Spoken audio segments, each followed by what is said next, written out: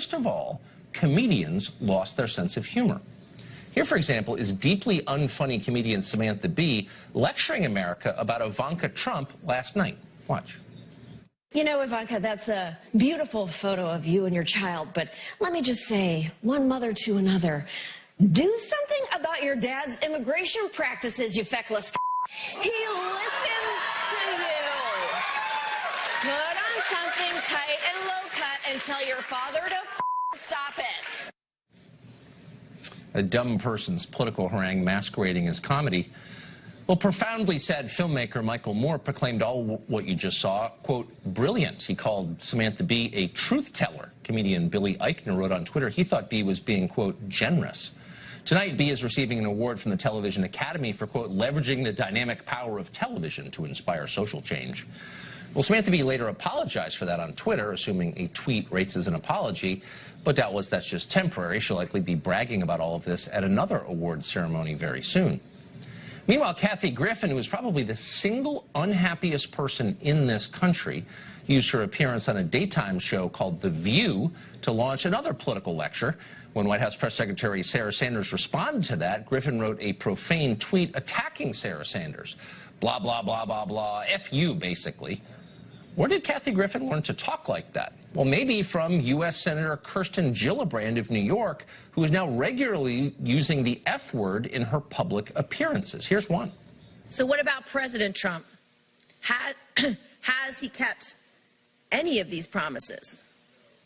No. No. Fundamentally, if we are not helping people, we should go the home. Now, she's not the quickest of the U.S. senators, but even so, it says something broader about what's happening in the Democratic Party. So the left is arguing that Trump is radical. How have they responded? By becoming way more radical, by going completely off the edge. They say Trump is vulgar. Okay. So now they shout profanity on television and at campaign events.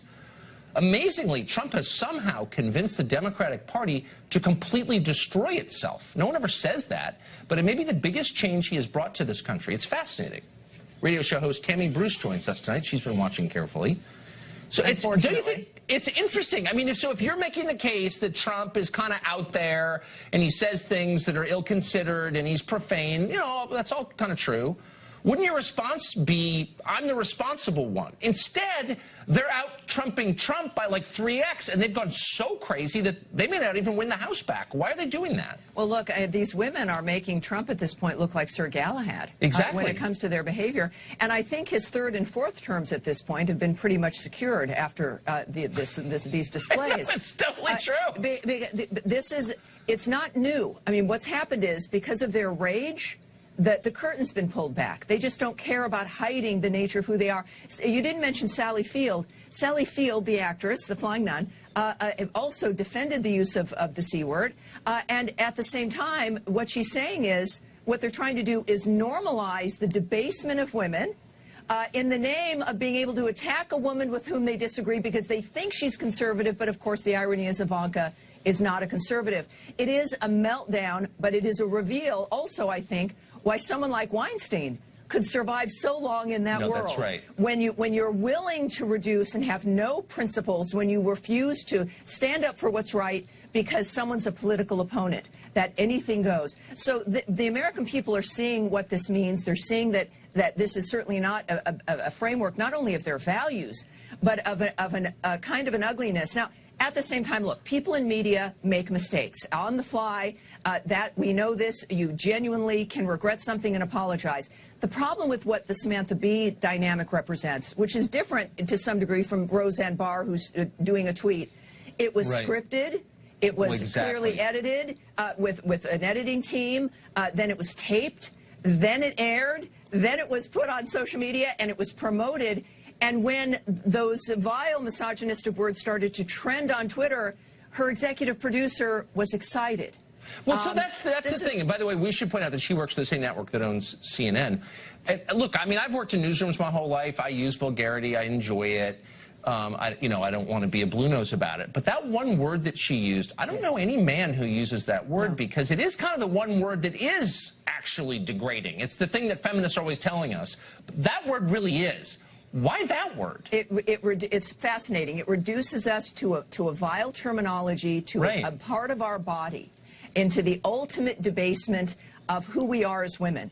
And this transcends politics and party and everything else. This is about loathing and hate. They have no ideas. They see the president is successful. We should all be happy that he is because of the nature of what he's been able to accomplish. And yet, because they don't know how to counter it, it returns into this, ultimately it's the fraud of people like Schneiderman or Weinstein, the nature of this kind of attack, the misogyny. That was my first book in 2001. That misogyny and sexism, the homophobia, racism lives on the left. And again, it's not about if you don't like something someone has said. We can all deal with that, right? And we've all made mistakes.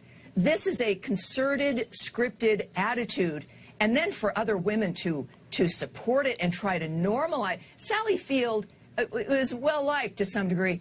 To try to normalize this debasement means they at least have gone off the rails. Yeah, I mean, I get that people have, disagreements with Trump, but these people are scary. I mean, I don't think they should be anywhere near power. They're starting to really scare me. I'm not just saying that. I watch this stuff every day. Anyway, Tammy, great to see you. Thanks for having me on. That smart Appreciate analysis, it. always. Thank you.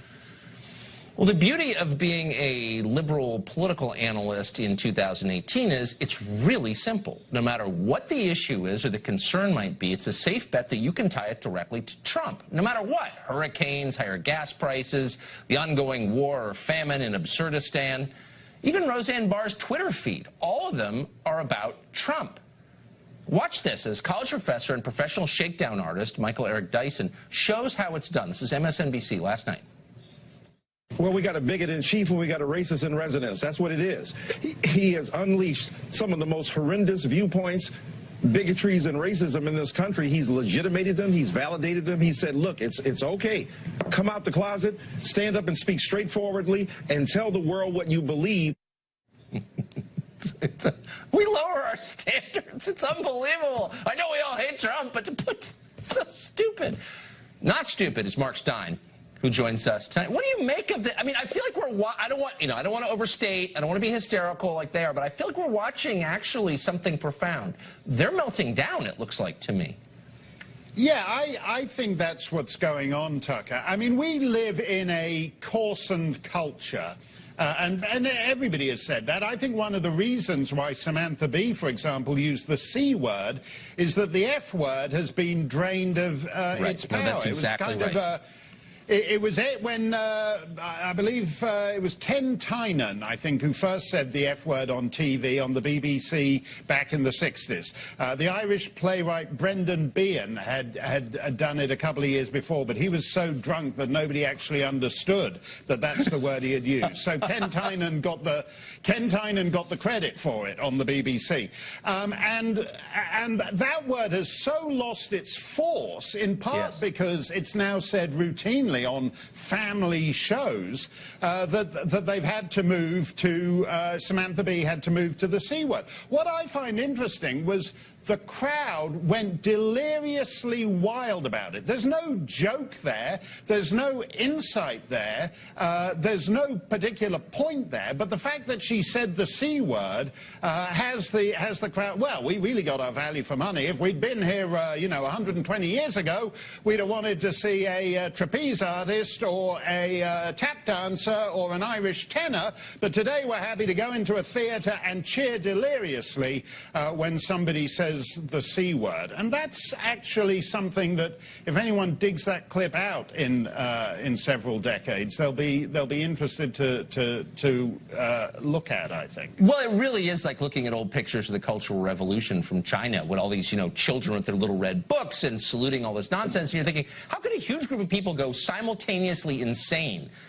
And it's just mass hysteria. It's a human thing. So what, in the end, is the effect of this? Do normal people look on and say, Samantha Bee has got to be, Kathy Griffin too, two of the unhappiest people in America. I don't want anything they're selling. Or do they say, wow, sign me up for whatever she's got?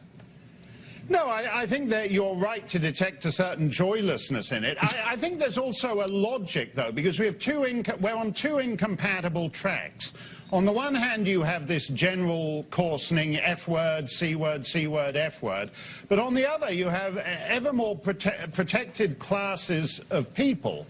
So you have people you can't say anything about because they're black, they're gay, they're Muslim, they're transgender, whatever's next down the pike. Which means that it's actually only people who are associated with Trump or who are religious conservatives or who are whatever. It's a very narrow sliver of people you can unleash the blizzard of F and C words on.